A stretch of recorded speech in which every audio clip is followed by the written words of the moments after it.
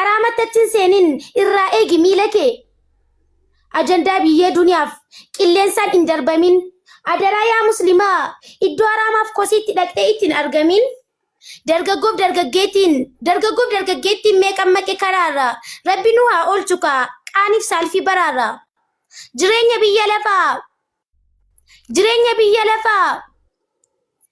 jireenya biyya lafaa kan zalaalamaa seenee seera islaamaan alaa haraamatti ceenee har'an jiraadhaaf malee ol galee gadis ba'u fedha rabbiitiin malee sekondiif lubbuun turu wallaahi hin danda'u. Hargan sun adda cita onneen rukuttaa dhaabdi lubbuutu qaama gattee galmee du'aarra yaabdi. Haraama meeqa lixee duniyaaf dhabee sabrii du'a osoo hin yaadatin meeqatu bu'e qabrii. Harka isaa bitaaf mirgaan rifeensa mataa fo'aa waan akhiraa dagatee jiru addunyaaf bu'a. Hattuu ta'e mandaratti rakkataa meeqa saama khayrii ofirraa ri'ee sharrii ofitti waama. Jalaabiyaatti seenee keessa galee amaamaa akka waan hunda beeku of tuulaa deema sayyuu kanarraa qof tilmaama. Qur'aana in yaadatu ittiin tolu shari'aan maal abbaasaa hojjetan mana ari'aa.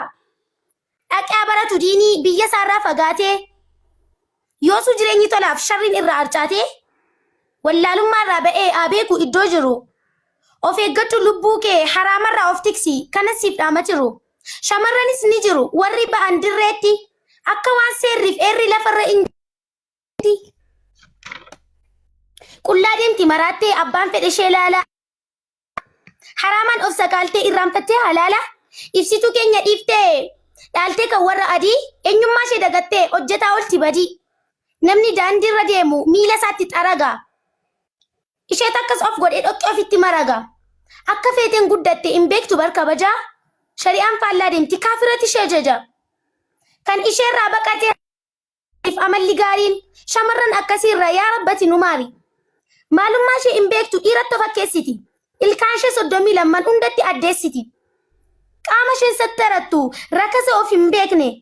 Dhiifamaan of kolchaa annama hunda hin qeeqne. Jirtiin tokkottu kan gabaatti of haftee gatii ishee kan hin beekne ijaaba ofitti baaftee. Mandararra kan fiigdu akka saree maraatu dhiifamanaa godhaa malee islaamummaa keessatti bakka shamarran keenya tasoyyoomu hin buutu. Keenya kabajaa beekti ija ishee iyyoo hin fuutu. Haadhaaf abbaadha tokko kan kanaaf ta'u sababa osoo nu guddiftanii nutti gochuun adaba. Kun hundinuu hin dhufu. Bara of beekna gatii kanarratti jabaadhaa adaraa keessan maatiin yoo isin adda baaftanii nutti himtanii hiika jiru. Silaayoon akkatti kufnee hin argamnu yaa jiru.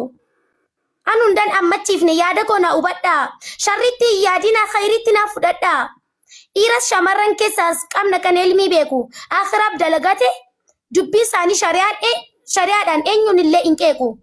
Umrii isaanii kanatti obsaan of to'atanii nafsiyyaa fi shayxaana itti gaaddu mootanii halkan guyyaa dhama'u islaamummaa barsiisuuf dhaloota daandiirraa maqe karaa haqaa agarsiisuuf maatii isaaniirraa madde kabajni akka kanaa haadhaaf abbaa isaaniitu shari'aan bulamana.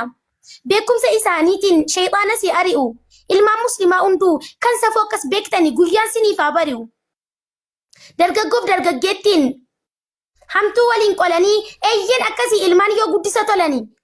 Na of kolchaa saba koo dogoggora koo hundaa balleessaa koo natti maa silaa namni hin dhabu muudaa. Kan rakkoon gadditanii jirtan imimmaan cobsaa jiraachuun hunda caala kan du'e yaada obsaa. Hireen isin fageessus biyya kan keessanirraa khayriin isin hin darbin bakkuma teessanirraa. Iddoo kamuu teessanii halaalan lagatinaa manni dhugaa qabriidha akhiraan dagatinaa. Hamtuu nurraa aqabu summii lootuu fi bofaa humtuu nun gufachiisu hirkoon keenya rabbi qofa. Wabillahi tawfiq wassalaamu alaikum wa rahmatullahi wa barakaatuh.